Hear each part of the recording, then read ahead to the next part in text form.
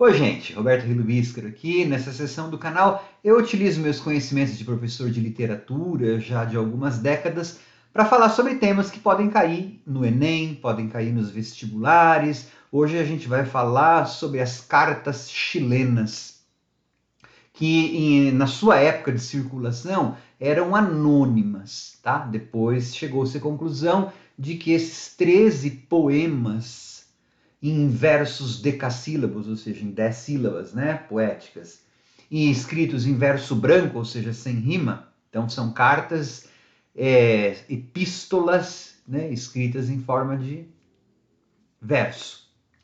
Concluiu-se que isso foi escrito pelo Tomás Antônio Gonzaga. Ele é que era o remetente, o critilo, que escrevia para o seu amigo Doroteu, que na verdade poderia ser o poeta Cláudio Manuel da Costa, tá?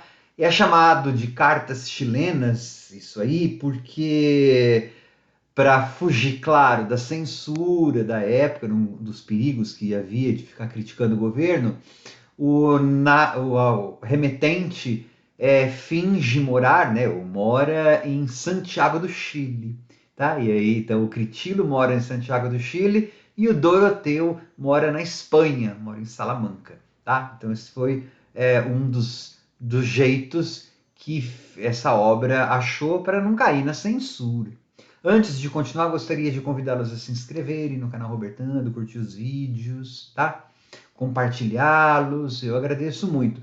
Bom, gente, é uma obra satírica, né, de crítica ao, na verdade, de crítica ao governador, né, da província de Minas na época, que nas cartas é chamado de fanfarrão minésio. Tá vendo? Antes, muito antes de haver filme lá do Bop, sei lá que o cara falava fanfarrão, isso já era um termo famoso na nossa literatura. Tropa de Elite que falava fanfarrão, não é?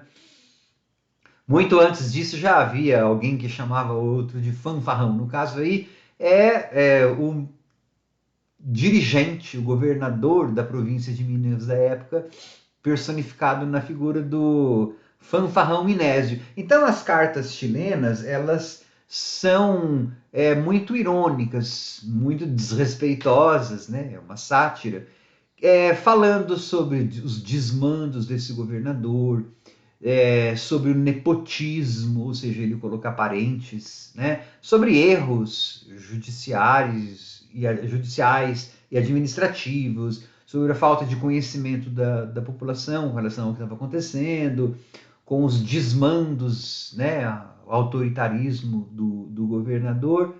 Em nenhum momento nas cartas chilenas, por exemplo, você escuta uma revolta, você lê uma revolta contra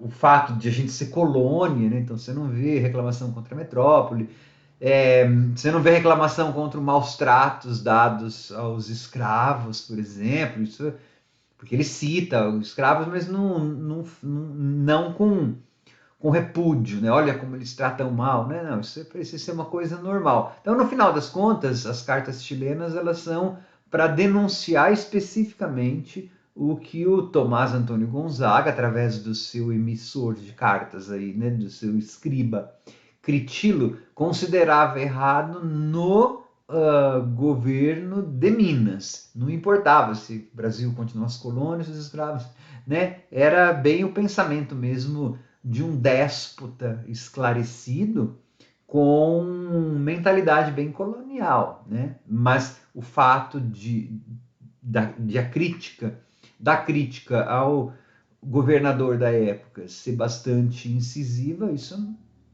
não é tirado do poema, isso tem bastante, tá? Cartas chilenas, basicamente o que você precisa saber é isso, né? É que é um trabalho de crítica ao governador da época, especificamente a esse governador da época, e contra aquelas coisas que a gente sabe até hoje que tem na política, né? Corrupção, desmandos, autoritarismo, nepotismo, colocar, né, gente parente no governo. Ou seja, se você vir o que os governantes políticos de hoje fazem de errado, né, é o que as cartas chilenas estão criticando, estavam criticando lá no final do século XVIII. Olha como evoluímos bastante. Gente, espero que tenha ajudado, que tenha contribuído. Sempre dá uma olhada em outro material impresso na apostila de vocês da escola, nos livros didáticos. Assista ao vídeo mais de uma vez, porque são várias características. E a gente se vê no próximo vídeo, tá bom? Tchau, pessoal!